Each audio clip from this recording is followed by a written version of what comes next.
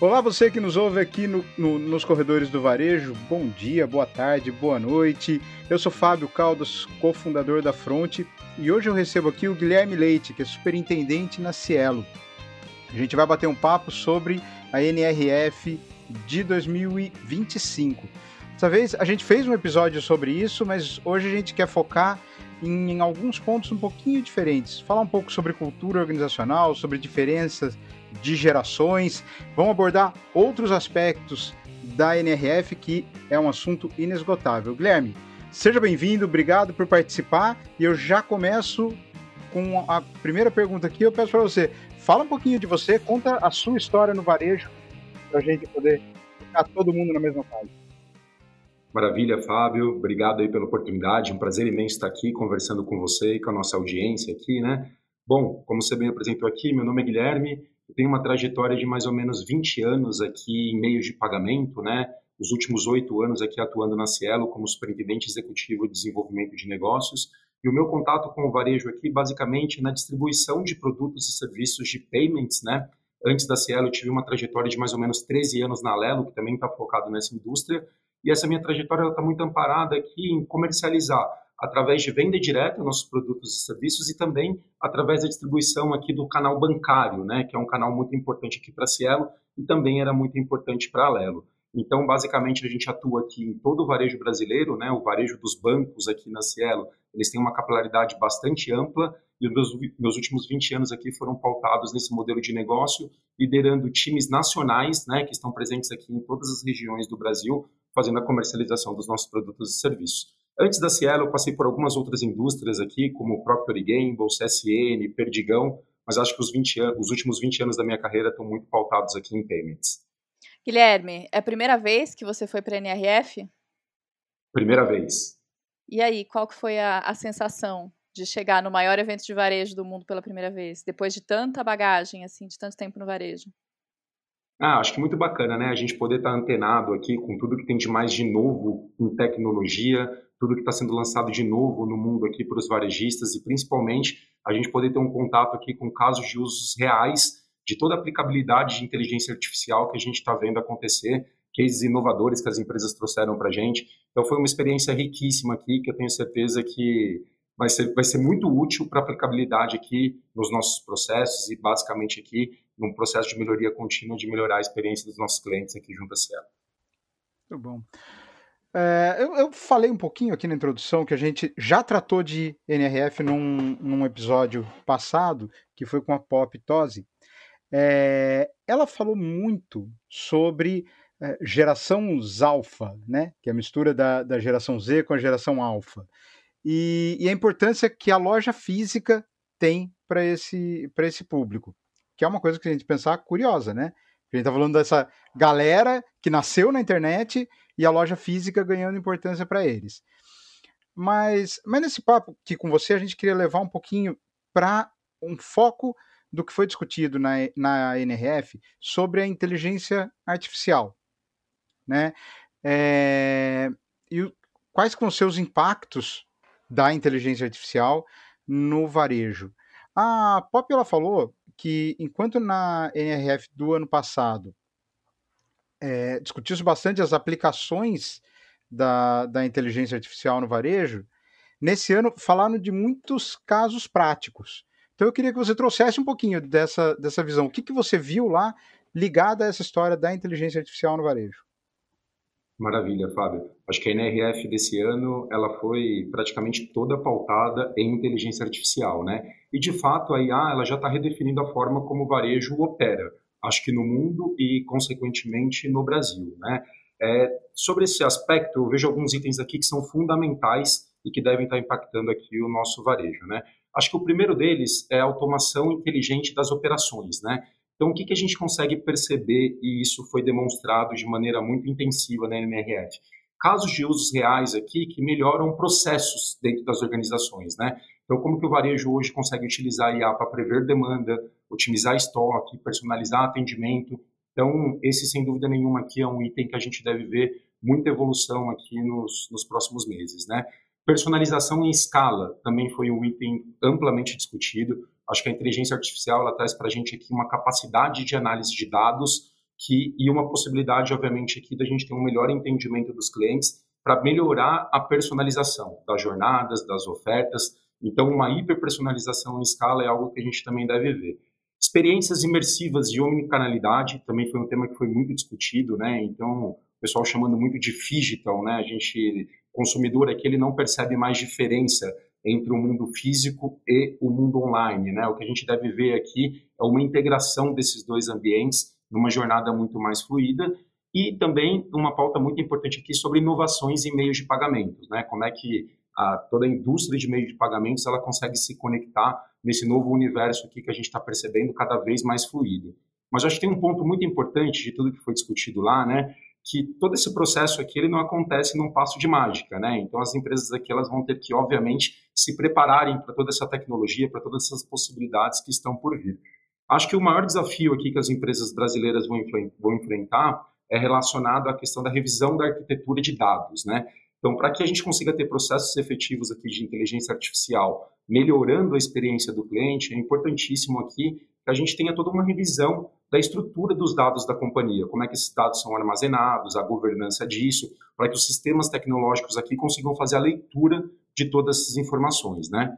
Acho que um outro ponto aqui também crucial, que foi amplamente discutido, é a questão de promover uma cultura digital dentro das organizações, né? Então, de fato, aqui a gente precisa e vai precisar cada vez mais que as organizações tomem decisões baseadas em dados, que cada vez mais aqui a gente tenha capacitação dos profissionais para que a gente consiga ter aqui um ambiente cada vez mais próspero para que a tecnologia consiga, de fato, aqui melhorar os processos, né?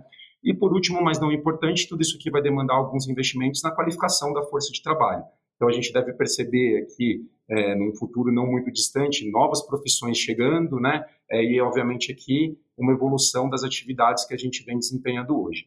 Então, por fim, aqui, né, eu acho que, de maneira geral, o que a gente discutiu lá? São os desafios que a gente precisa aqui, as empresas vão precisar de uma maneira de arquitetura das informações, né, de revisitação dos sistemas. Hoje a gente percebe, usando como um exemplo prático aqui, muitas operações do varejo elas estão fragmentadas em diversos sistemas, né? Então a gente tem aqui um sistema que cuida da parte online, um outro sistema que cuida da parte física. Como que a gente integra tudo isso, né? Para que a gente tenha aqui um ambiente único de dados, para que a gente consiga de fato aqui aplicar a inteligência artificial e melhorar aqui a experiência dos nossos clientes, né? Agora vai uma historinha com uma provocação no final, né? Fui comprar um item de uma loja de eletrodoméstico, né? Aí estou fazendo pesquisa de preço, estou varrendo o mercado para conseguir achar, né? Era um item caro, então eu precisava achar um preço legal. Beleza. Achei em uma loja, vi lá no site o preço, tinha algumas dúvidas e tinha o botão para você conversar pelo WhatsApp, né? Entrei no WhatsApp, comecei a conversar tal, e comecei a tentar negociar preço, alguma coisa assim e tal, ali na conversa, e me falaram não, que o preço que eles tinham era aquele mesmo. Falei, tá bom, tudo bem, até aí concordamos. Quando chega no final da conversa, mas tem o frete. Tá, que frete? Porque eu tava no site de vocês agora e no site tá escrito frete grátis. Aí a resposta, não, mas por aqui vale o que é na loja, não vale o que é no site. Então por aqui tem frete, pelo site não. Aí onde tá a minha provocação. A gente não tá longe demais, e não tô falando de uma loja pequena, tá? Não vou falar o nome aqui, mas não é uma loja pequena. A gente não tá longe demais do básico de organização, do atendimento omnichannel, para poder pensar em inteligência artificial. A gente não precisa, o varejo brasileiro não precisa dar um passo atrás ainda e pensar que tudo tem que ser uma coisa só e conseguir se organizar com tudo tem que ser uma coisa só, para depois a gente pensar que dá para usar inteligência artificial para tentar vender mais. Perfeito. Eu acho que você está coberto de razão, né? Eu acho que o grande desafio que a gente vai ter aqui é como é que a gente consegue equilibrar essa arquitetura da informação, né? A gente vinha aqui na primeira camada das companhias, que é de fato, a gente tem um data lake aqui único, né? Os clientes, com certeza, né? O que a gente tem percebido, eles não admitem mais serem atendidos de maneira diferente com jornadas fragmentadas, né? Então a gente precisa olhar aqui para a experiência do nosso cliente de uma maneira contínua e sem fricção. Então, é muito importante que as empresas aqui tenham a capacidade, quando, por exemplo, você faz um contato, seja ele por WhatsApp, independente do canal que seja, que a empresa consiga ter aqui toda a trajetória da sua experiência enquanto consumidor nosso aqui para conseguir te ofertar o melhor serviço, o melhor atendimento, a melhor jornada. E o desafio, você tem razão, eu acho que ele está justamente aí, né? O nosso varejo, ele não nasceu pensado para acomodar essa nova tecnologia que está chegando. Então, é muito comum aqui em todas as organizações a gente ter esse dado muito fragmentado, a gente ter processos fragmentados. Então, esse processo todo aqui, por isso que eu citei aqui a importância, né, da questão cultural, ele passa por uma reorganização de vários processos e dos modelos aqui de processos que a gente, da maneira que a gente vê as companhias hoje, né? Isso aqui, obviamente, traz alguns outros desafios, que é a questão do investimento. Tudo isso custa caro, né? Então, readaptar sistema, readaptar banco de dados, vai demandar aqui um desafio muito grande de como é que a gente consegue ter esse investimento e ter um ROI, né, que se pague ali na prática. Agora, eu não acho aqui, Fábio, sendo muito honesto, que as coisas não podem acontecer em paralelo, né? Então, acho que até que as empresas consigam se organizar para ter esse ambiente pronto, né, para a gente ter, por exemplo, uma inteligência artificial atuando em melhorias de ofertas para conseguir vender produto, eu acho que isso não impede que a gente consiga usar a inteligência artificial para melhorar microprocessos, que porventura os dados já estejam aqui todos consolidados, né? Vou te dar um exemplo real aqui, por exemplo, na Cielo, a gente já usa a inteligência artificial para melhorar e fazer um monitoramento da qualidade dos nossos terminais. Então, a gente tem aqui uma série de dados que a gente consegue organizar, a gente monitora o nível de vida da bateria e a probabilidade de quebra desses equipamentos e a gente consegue preditivamente fazer um mapeamento e uma predição se esse equipamento está mais propenso a uma quebra, a um defeito ou não, e fazer uma troca nos antecipando aqui essa possível quebra, né? Então, acho que microatividades, micromelhorias em alguns determinados processos, a gente já consegue ir né, experimentando aqui os benefícios da inteligência artificial, antes mesmo que a gente tenha aqui toda a organização, né, pronta em todos os seus processos para que a gente consiga que, de fato, ter uma omnicanalidade real, né? Hoje a gente fala muito de uma omnicanalidade, às vezes, artificial, que, na verdade, são trocas de bases que acontecem em ambiente offline e não, de verdade, aqui em um mundo totalmente conectado. Mas é um desafio muito grande aqui que o varejo brasileiro, sem dúvida nenhuma, vai enfrentar, de reorganizar aqui toda a sua base de dados para que a gente consiga ver essa evolução acontecendo de maneira mais fluida.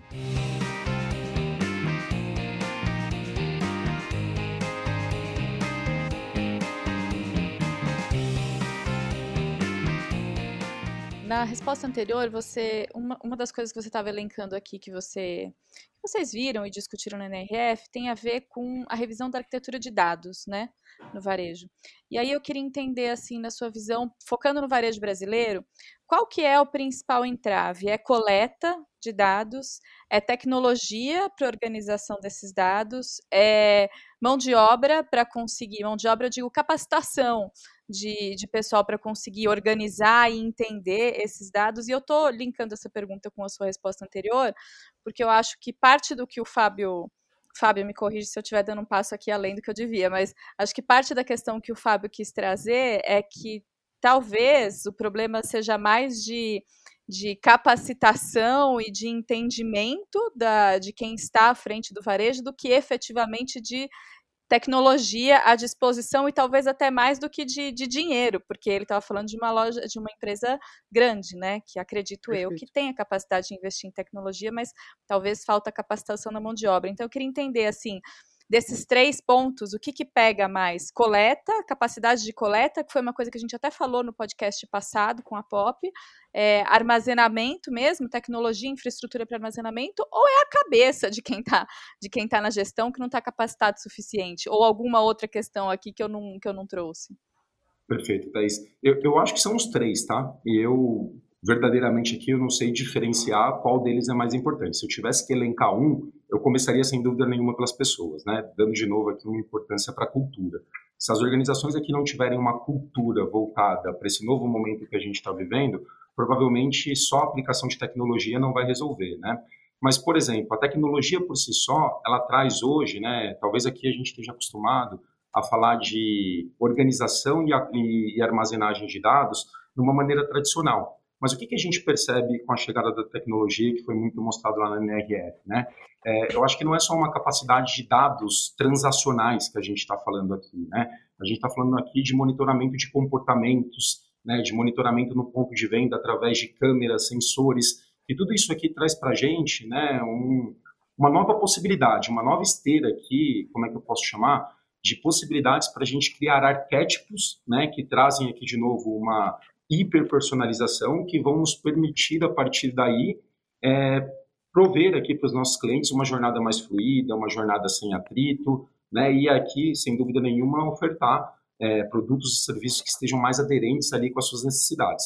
Então, obviamente, né, eu preciso ter a tecnologia para começar aqui a capturar novos dados, além dos dados transacionais que eu já estou acostumado a capturar. Eu preciso ter a capacidade, obviamente, aqui de armazenar tudo isso em um ambiente único, né? Não adianta aqui eu armazenar cada dado de cada tecnologia, de cada ponto de venda, do online, do físico, de um canal de atendimento humano, de um canal de atendimento por voz em lugares diferentes, porque isso aqui também não vai permitir que a inteligência artificial melhore o atendimento. Mas eu acho que o mais importante aqui é ter a cultura voltada para dado, né, desenvolvimento de pessoas, capacitação para que as pessoas consigam utilizar todos esses dados aqui de maneira propositiva e principalmente, né, numa maneira que gere valor aqui para os clientes no final de tudo isso aqui que a gente discutir.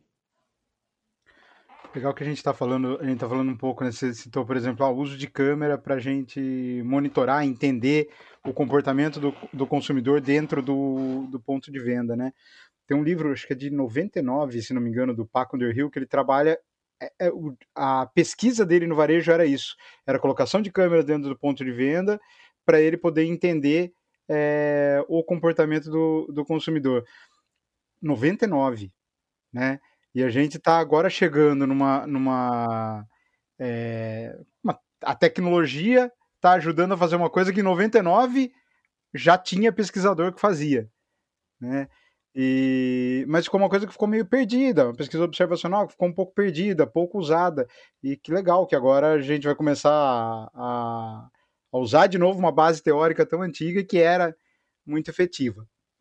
Mas eu quero puxar a conversa agora aqui para um outro lado, que quem não acompanha o bastidor da gravação de um programa tipo esse daqui, não sabe, semana passada, 2 semanas atrás, a gente tentou gravar, tivemos um problema técnico, não conseguiu, mas eu achei que aquilo lá foi providencial, porque aí eu e o Guilherme começamos a bater um papo e surgiu um tema aqui que me interessou bastante, né? Com o crescimento da inteligência artificial, a gente já sabe que muitos empregos vão ser substituídos. Lógico que vai ter coisa que vai aparecer, mas muito emprego massivo vai ser substituído. Isso já vem acontecendo, né? Para o varejo, isso tem um impacto. Enquanto para as organizações pode até ser uma boa, porque você vai reduzir custo de mão de obra, tal, tem ali um caminho positivo. Para o varejo, isso pode ser um risco grande. Por quê? A gente vai tirar muita gente da força de trabalho. E eu não sei até que ponto a economia está preparada para absorver essa mão de obra, porque é uma mão de obra pouco especializada, né? Lógico que quem tem especialização vai acabar se encaixando, mas a mão de obra pouco especializada que for substituída pela inteligência artificial, essa vai ter trabalho para se recolocar.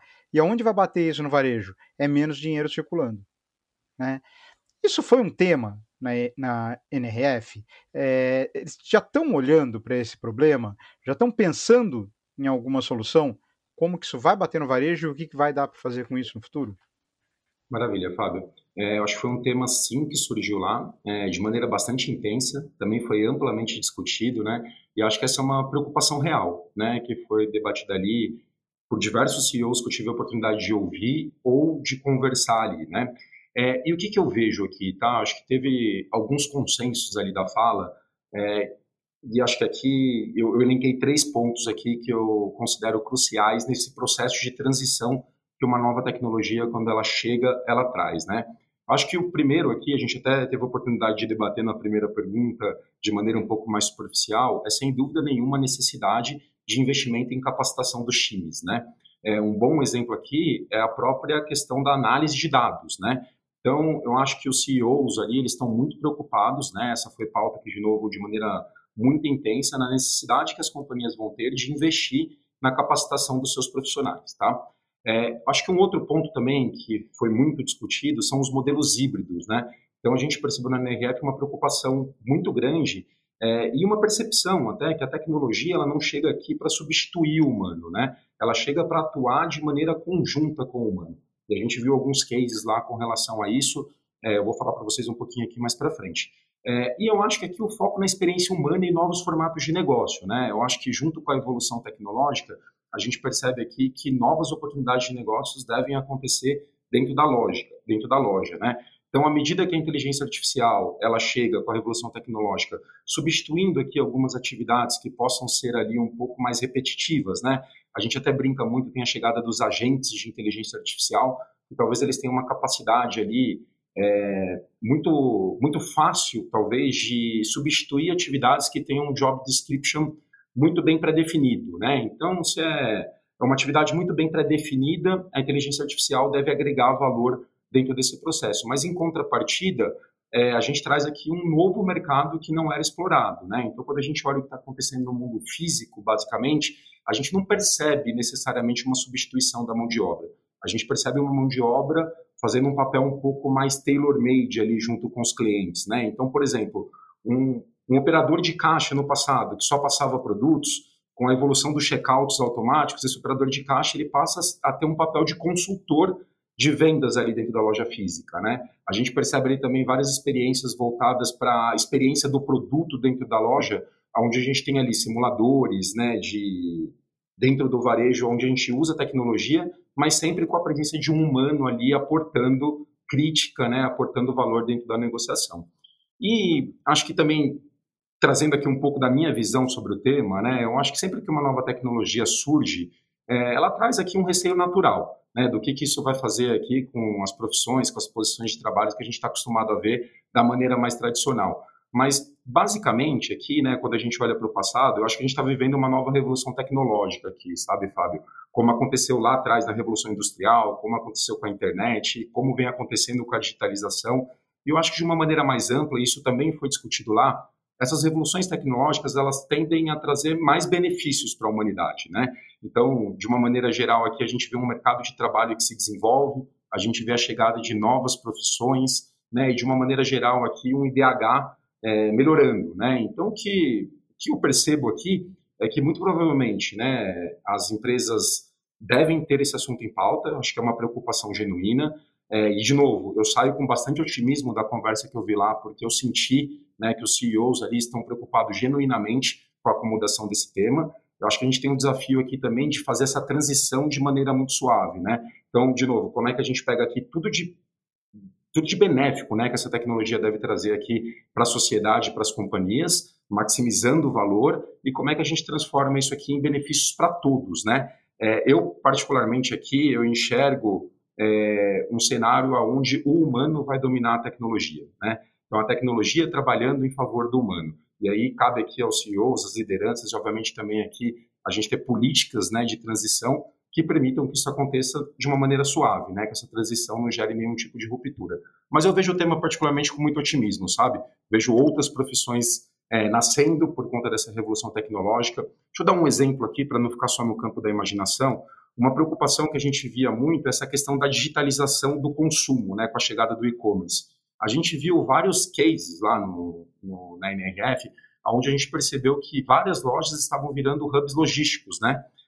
Então, aqui é um dado muito importante. A gente tem criação de novos empregos, toda uma cadeia logística que se desenvolveu, né, seja sob o âmbito de entregas, e sem, né, necessariamente aqui acabar com a loja física. Então, dentro do ambiente da loja física, a gente tem ali alguns cenários, algumas partes que são totalmente tecnológicas, onde a gente tem ali humanos, vendedores interagindo junto com a tecnologia, e a gente também tem ali alguns hubs mais operacionais, que são hubs, por exemplo, onde o cliente pode simplesmente retirar um produto que foi comprado num outro canal digital, né? Então, eu percebo que tudo vai se acomodar de uma maneira que vai trazer mais progresso aqui para a sociedade.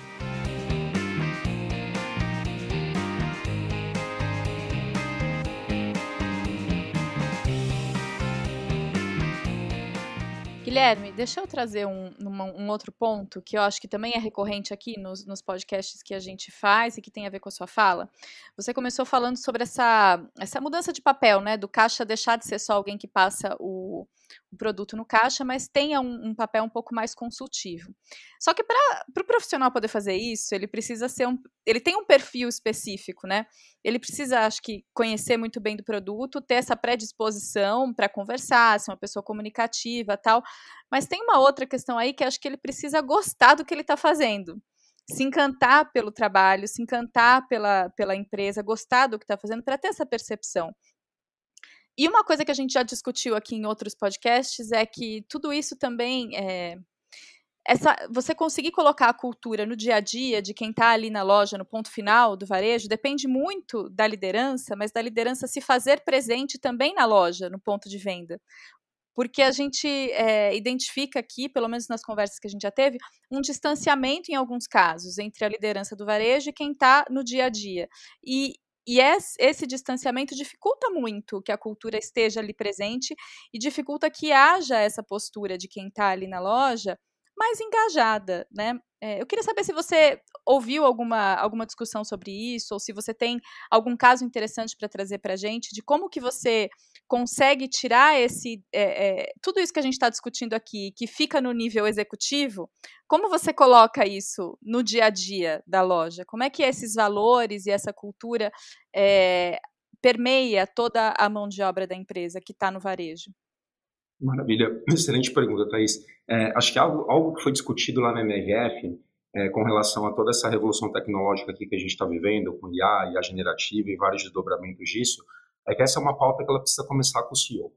Não tem jeito, né? Ela precisa começar top-down, a partir do C-level das organizações, como patrocinadores disso, né?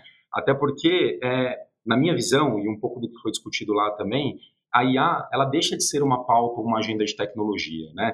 Eu acho que a maneira aqui com que as organizações vão conseguir adaptar a sua cultura e, de alguma maneira, que acomodar tecnologia com intervenção humana dos seus colaboradores é o que vai ganhar esse jogo lá no futuro, né? Então, a gente precisa ter uma empresa aqui que de verdade promova essa cultura de maneira genuína, né? Começando top-down e isso aqui, obviamente, permeando para todos os processos da companhia. Então, seria muito bonito aqui a gente falar, putz, inteligência artificial está na nossa pauta, a gente precisa começar a olhar isso, mas os incentivos da organização não estarem alinhados com relação a isso, né?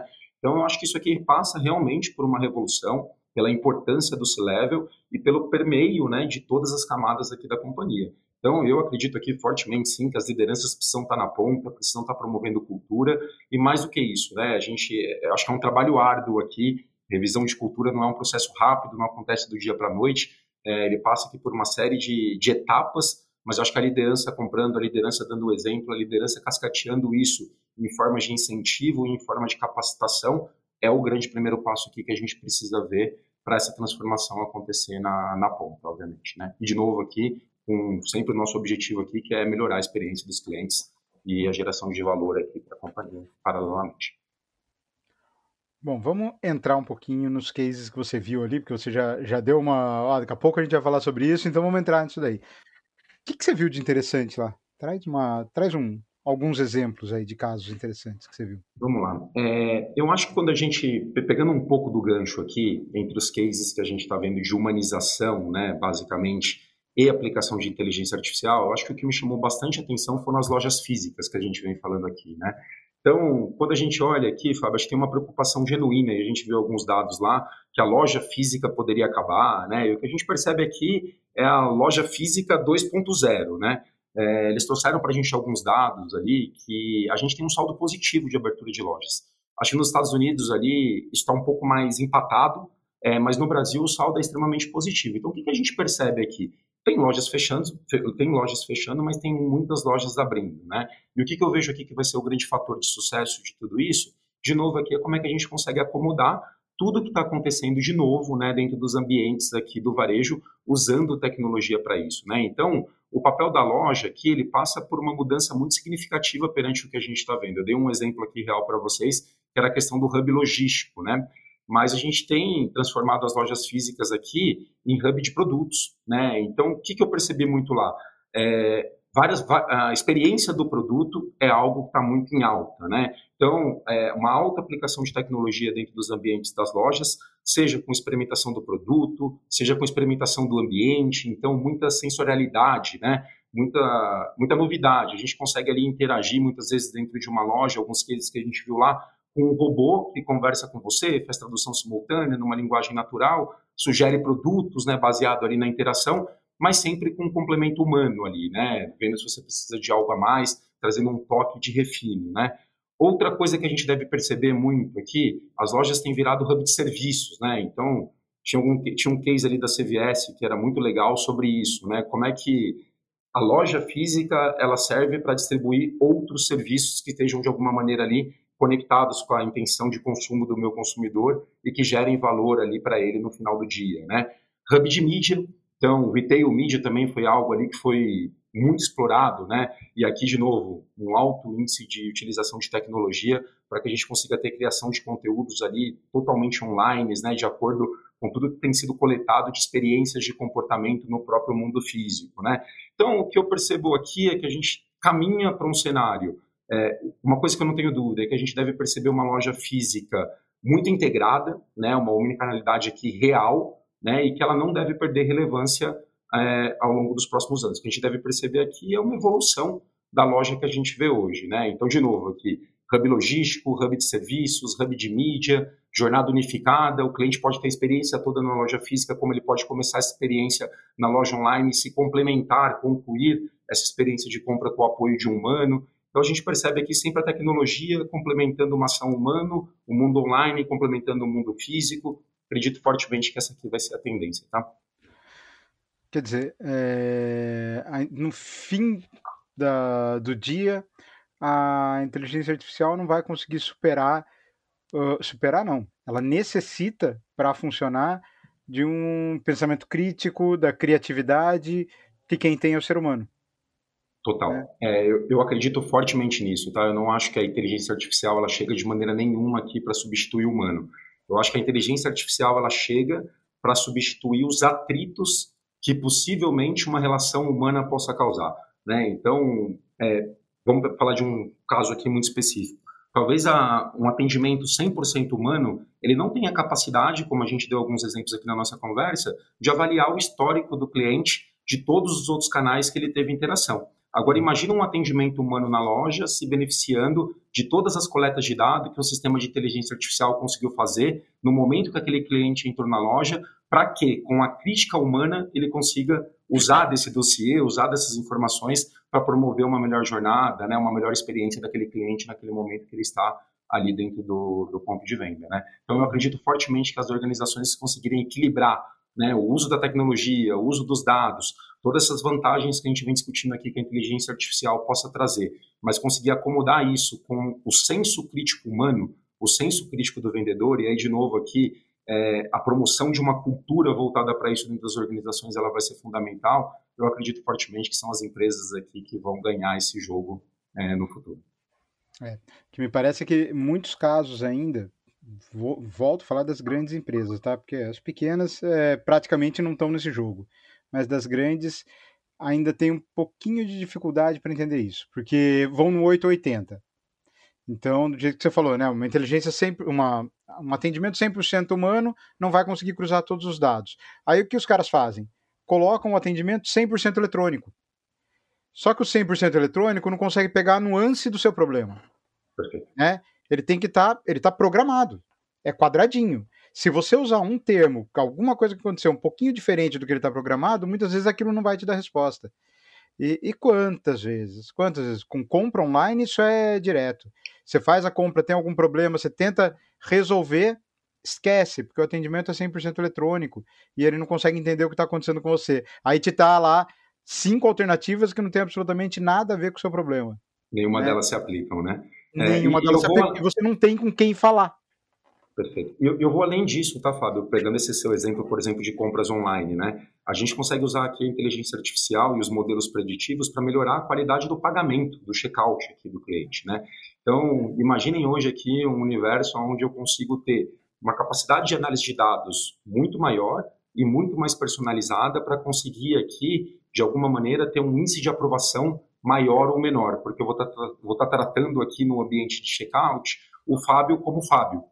Tendo o poder de mais experiências de consumo do teu perfil de consumo do que simplesmente aqui olhando somente para dados que eu já armazenei no passado da sua interação aqui com a minha empresa necessariamente, né? Então, eu acho que aqui a gente cria um universo de possibilidades, né, de novo, sempre colocando aqui a tecnologia para servir a humanidade, né? Acho que esse aqui é o grande desafio que a gente vai enfrentar pela frente. Eu não acho que é uma relação binária. De novo, até acho aqui que alguns processos que estão extremamente pré-definidos, talvez o nível 1 do atendimento, a gente consiga aqui ter uma substituição quase que completa, né? Porque, de novo, é muito binário. Mas acho que em algum momento aqui o game changer aqui vai ser quando a gente consegue ter um humano interpretando toda essa qualidade de geração de dados para aportar valor de uma maneira mais personalizada, né? E, de novo, com o senso crítico aqui que eu acho que a máquina nunca vai substituir.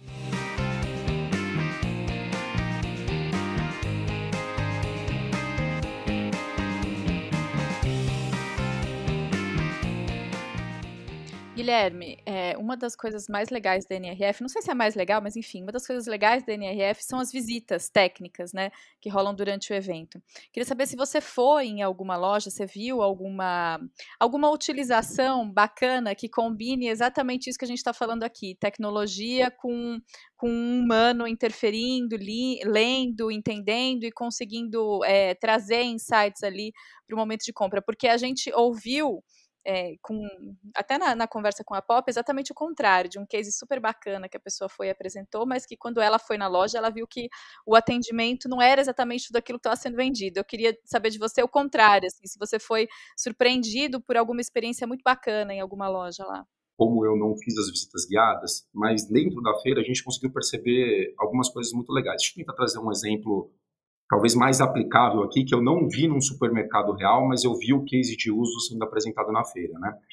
Então, por exemplo, através do monitoramento que a gente consegue ter nos pontos de venda de supermercados, a gente tem câmeras hoje, né, que possibilitam, através da leitura de inteligência artificial, conseguirem avaliar a qualidade dos alimentos, né? Então, por exemplo, imagina que tem um tomate que está estragado numa prateleira do Walmart. Esse monitoramento do corredor ali dos produtos, ele consegue identificar isso e solicitar que um humano vá até o local fazer a troca do produto por um produto novo ali, né, por um produto que não esteja estragado. Então, de novo, aqui acho que a gente tem um exemplo clássico da inteligência artificial trabalhando junto com o humano, né, para melhorar ali a experiência do cliente dentro do ponto de venda, né? E a gente percebe várias outras coisas. Esse exemplo é muito legal porque melhora não só, acredito eu, né, não só a experiência do cliente no ponto de venda, mas também desempenho da própria loja, né?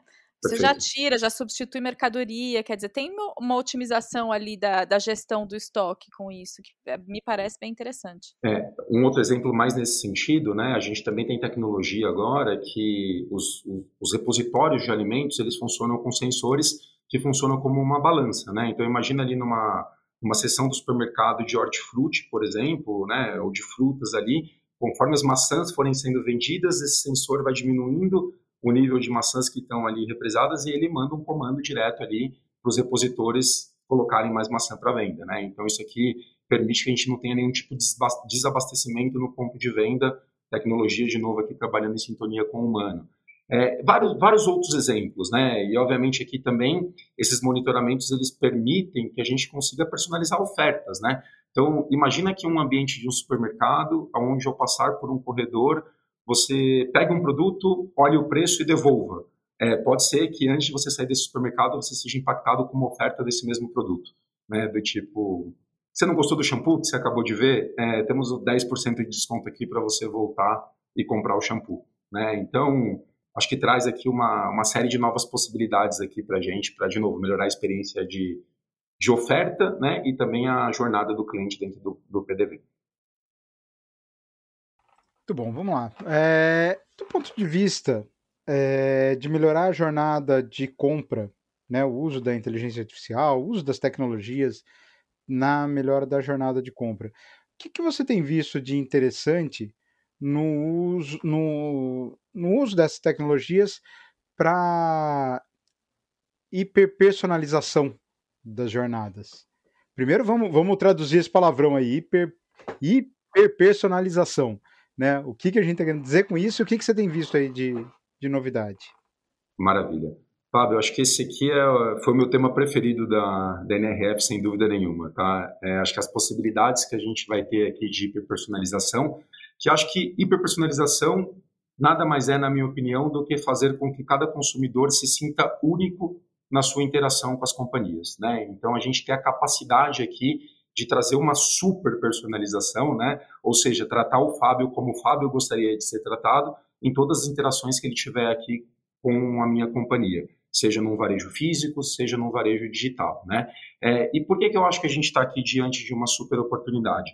Né? Você até deu o exemplo aqui no começo do nosso bate-papo, que há anos atrás a gente já monitorava, né, o comportamento do consumidor dentro do ponto de venda, mas eu acho que o que diferencia esse passado desse futuro que estamos prestes a ver é a capacidade de análise desses dados, né? Então, acho que hoje, seja através de câmeras, seja através de sensores, seja através da organização de dados, que a gente debateu muito aqui no começo da nossa conversa, a gente tem uma capacidade muito grande de analisar todas essas informações aqui e transformar isso aqui em arquétipos, né, personalizados. Dá um exemplo real aqui, né, em uma das visitas que a gente estava fazendo dentro da feira, tinha um caso de uso ali de um cliente, né, que estava fazendo monitoramento de transações, né, uma empresa fazendo monitoramento dos comportamentos do seu consumidor. E em 2 horas, mais ou menos, que a gente teve ali no stand, eles conseguiram mapear mais de 2 milhões de interações, né? Esses 2 milhões de interações que foram mapeados durante essas 2 horas, eles vão virar arquétipos, né, que vão permitir aqui que a gente tenha, obviamente, uma proposta de valor mais personalizada para cada tipo de consumidor, tá? Então, organizando esse tema aqui, o que eu vejo? Eu vejo, primeiro, uma capacidade da gente ter uma análise preditiva, né, muito mais apurada, né? Então, ou seja, todos os dados de interação que o consumidor teve com a minha companhia, se bem armazenados, eu tenho uma capacidade de análise deles num aspecto muito maior do que eu tinha no passado. Acho que essa questão de análise de experiência em tempo real também é outro fator que chega aqui para melhorar essa hiperpersonalização. Falamos um pouco aqui agora de exemplos no PDV, mas esses exemplos eles acontecem no mundo online também, né? Enquanto você está interagindo ali com as páginas. Então, a partir do momento que eu consigo ter um maior entendimento da sua interação online comigo, seja no PDV ou seja no meu site, eu consigo aqui ter um conteúdo mais dinâmico. Então, um outro case de uso que a gente viu lá, por exemplo, ao acessar uma página, um e-commerce de uma determinada empresa, se eu, Guilherme, acessar, vai ser exposto para mim um portfólio de produtos que vai ser totalmente diferente do portfólio de produtos que vai ser exposto para você, Fábio, baseado nas nossas experiências de consumo, né? Desde a maneira que a gente está digitando, desde a maneira que a gente está se comportando ali de novo, seja no mundo físico, seja no mundo online, ou seja com base nos aprendizados que a gente teve aqui do passado, com base nas informações que a gente armazenou das nossas interações. Então, isso aqui traz para a gente um universo, né, de várias possibilidades. Eu posso, a partir daqui, criar campanhas segmentadas, né, onde eu consigo mandar pushes de ofertas, expor produtos, como eu já dei o exemplo aqui, de maneira muito mais íntima aqui para cada consumidor, né? Eu acho que não tem nada aqui que aterroriza mais a gente do que receber aquele e-mail marketing do passado com uma oferta de um produto que você nunca consumiu na vida e que provavelmente você nunca pretende consumir. Acho que a gente está prestes aqui a experienciar um novo tipo de experiência com relação a isso, né? A inteligência artificial, ela também permite aqui uma série de feedbacks instantâneos aqui, né? Então, a gente tem ali uma tecnologia que são os gêmeos digitais, que nada mais é do que um grande simulador, né? Então, as empresas hoje conseguem simular um ambiente online, um ambiente físico, qual que vai ser a propensão para uma boa avaliação dos nossos consumidores, antes mesmo de colocar isso em prática. Então, acho que tem muita coisa bacana para acontecer nesse mundo, sabe? De novo, obviamente, a gente tem um desafio muito grande aqui de estruturar todos esses dados, né, de ter essas novas tecnologias, de conseguir fazer esse tipo de monitoramento, mas eu acho que a gente vai dar um salto muito importante com relação a isso. Tem um outro item que a gente viu lá, que eu acho que ele é muito importante quando a gente fala de vendas online, Fábio. A gente percebe alguns e-commerce mudando fortemente o estilo de navegação das páginas, né? Trazendo a navegação das páginas muito mais para um ambiente parecido com as redes sociais. A gente tem percebido hoje que as redes sociais têm desempenhado um papel fundamental dentro desse processo de indicação de empresas, né? Enfim. Então, a partir do momento que eu adapto o meu e-commerce para uma experiência muito mais fluida, como acontece hoje nas redes sociais, eu consigo também ter uma captação maior, né, desses microestímulos que a gente mapeia para conseguir montar um arquétipo aqui que gere mais valor no final do dia aqui dentro dessa experiência, né?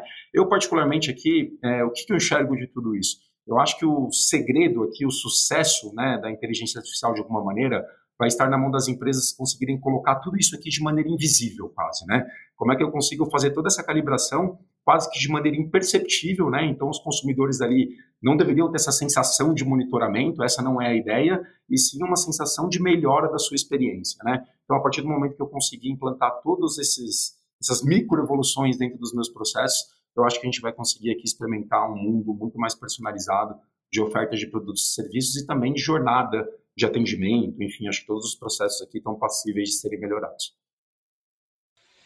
Muito bom, muito bom. Eu acho que eu concordo plenamente com você, quanto mais natural isso for, melhor. O consumidor vai...